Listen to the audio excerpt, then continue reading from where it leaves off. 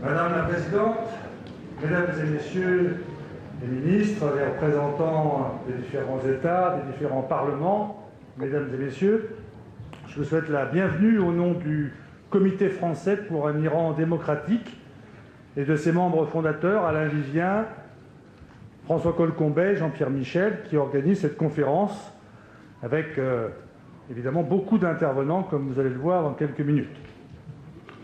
Je suis ici en tant que maire d'Auvers-sur-Oise, ville connue dans le monde d'abord pour son peintre, Vincent Van Gogh, mais aussi parce que depuis de longues années, nous accueillons la résistance iranienne pour la paix et la liberté, et Mariam Rajavi, sa présidente, élue du Conseil national de la résistance iranienne.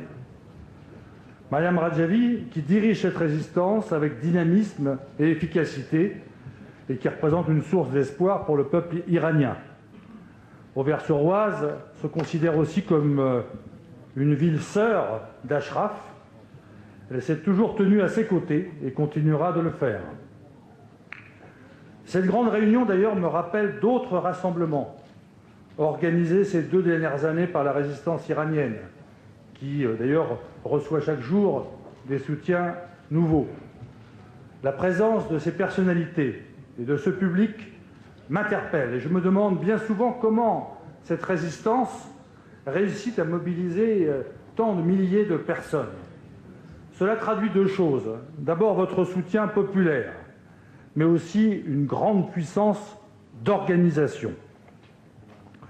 Mais ce qui me préoccupe profondément aujourd'hui, c'est la raison pour laquelle les gouvernements occidentaux, je dirais aussi les médias, vous ont laissé un peu seul face au fascisme religieux au pouvoir en Iran.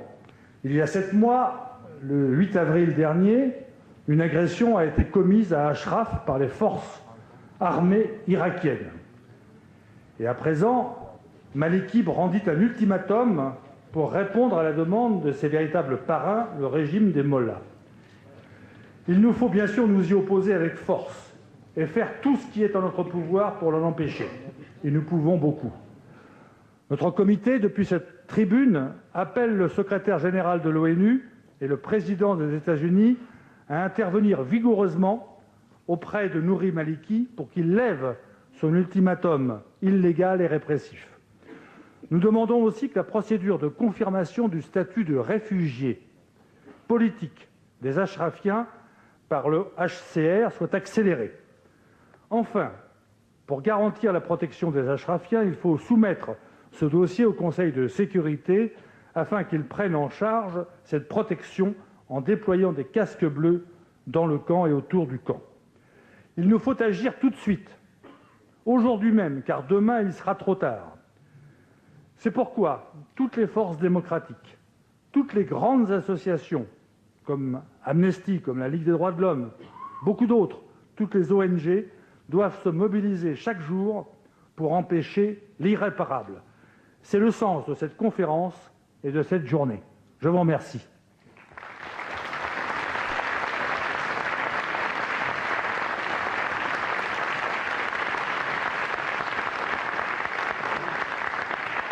Je vais appeler à cette tribune maintenant pour me succéder mon collègue Jean-François Le Garret, maire du 1er arrondissement de Paris.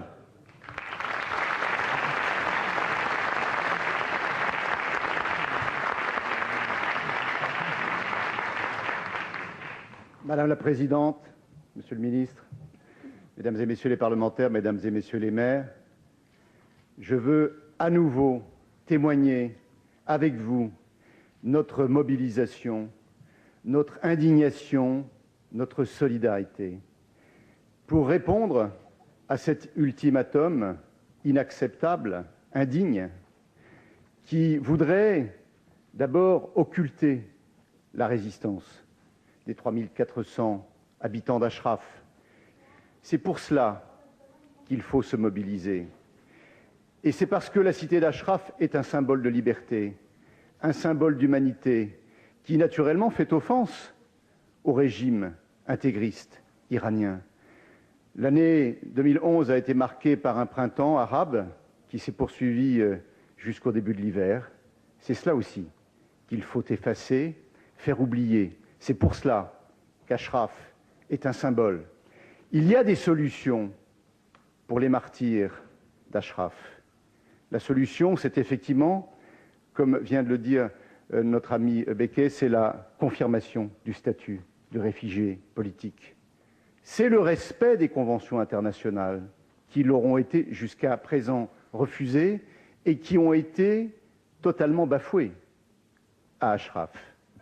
C'est naturellement ne pas accepter cet ultimatum indigne et c'est mettre à la disposition de la résistance d'Ashraf les moyens dont disposent les Nations Unies pour protéger leur liberté et leur sécurité. C'est le sens de ce message. C'est vrai que nous avons des progrès à faire collectivement dans l'écoute des médias, mais il y a un symbole très fort. Nous parlons au nom des droits de l'homme, nous parlons au nom de l'égalité des droits, nous parlons au nom de l'égalité des sexes, nous parlons au nom des libertés démocratiques, nous parlons au nom des principes républicains que nous défendons collectivement, même en Iran. Et c'est pour cela que le message des élus français, qui sur ces plans-là, quels que soient leurs engagements politiques, sont unanimes, et le reste, c'est la raison de notre engagement, c'est la raison de notre solidarité, c'est la raison pour laquelle, aujourd'hui, comme hier et comme demain, nous sommes avec vous.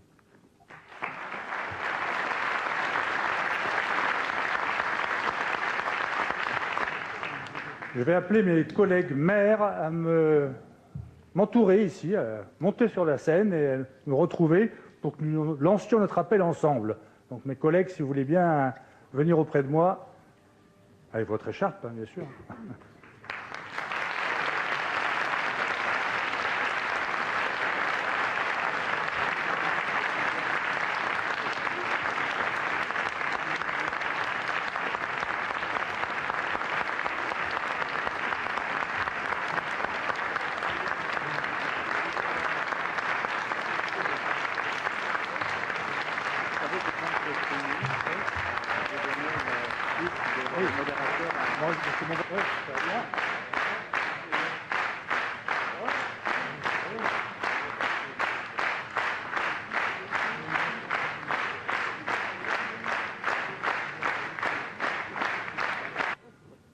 Je voudrais donc rappeler que ce rassemblement des maires qui s'est constitué l'an dernier a rassemblé plus de 5000 maires. Nous étions réunis d'ailleurs avec notre collègue Le Garret, pas loin du Congrès des maires de France, et nous avions lancé un premier appel. Et aujourd'hui, je voudrais vous donner les éléments de l'appel que nous lançons solennellement aujourd'hui. Tout en soutenant le plan proposé par le Parlement européen pour Ashraf, nous demandons au gouvernement français de saisir l'ONU, les États-Unis et l'Union européenne pour réaliser les 3 points suivants. Premièrement, exiger du gouvernement maliki de reporter la date butoir de la fermeture du camp d'Ashraf pour que l'HCR puisse entamer sa procédure d'asile à Ashraf. Deuxièmement, appeler le secrétaire général de l'ONU ainsi que son haut commissaire pour les droits de l'homme à installer une équipe permanente d'observateurs à Ashraf et mettre fin au blocus du camp et à la torture psychologique de ses habitants par 300 haut-parleurs situés tout autour du camp, et à assurer l'accès libre des habitants à leurs avocats ainsi qu'aux soins médicaux. Troisièmement, demander à l'ONU et au Conseil de sécurité de déployer des casques bleus dans le camp pour garantir la protection des habitants jusqu'à leur éventuel transfert dans les pays tiers.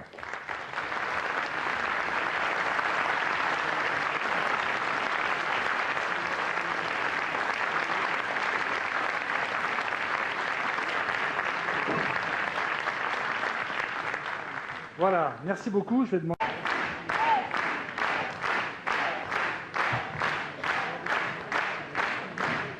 Monsieur le Président, Mesdames et Messieurs, chers amis, c'est un plaisir de vous voir.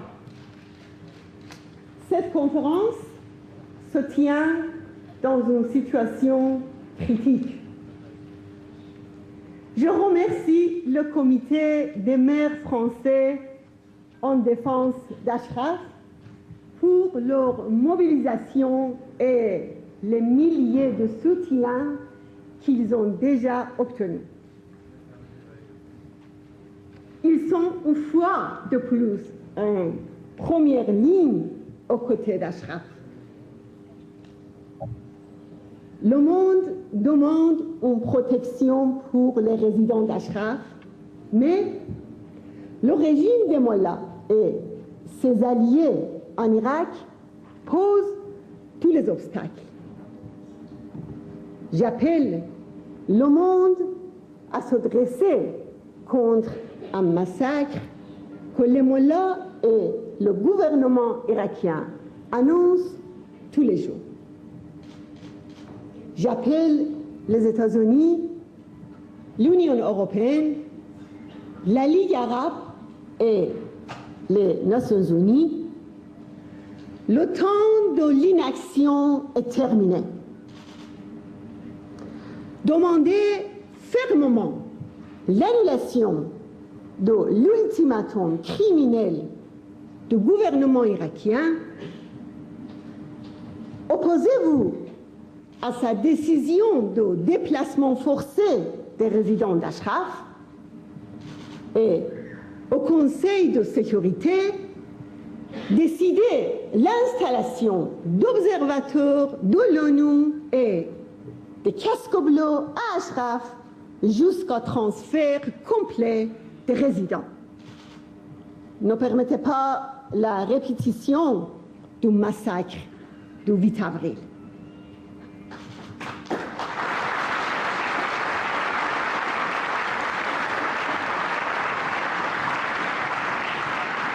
Écoutez l'appel d'Aziz Rezaï, mère et parente de 8 martyrs. Écoutez l'appel de plusieurs mères et pères, sœurs et frères, et ne permettez pas la répétition d'une catastrophe. Soutenez la résistance iranienne qui prône un Iran libre et démocratique, un Iran de liberté, l'égalité et de fraternité, un Iran laïque qui respecte l'égalité entre les femmes et les hommes et permet aux femmes de choisir librement leurs vêtements et de participer au leadership du pays. Un Iran non nucléaire, un Iran avec des élections libres et démocratiques. Oui, ce sont les valeurs de la résistance iranienne contre les mollahs répressifs et terroristes en Iran. Aidez-nous, oui, aidez-nous pour construire cet Iran que nous aimons tous. Merci pour votre soutien et votre solidarité.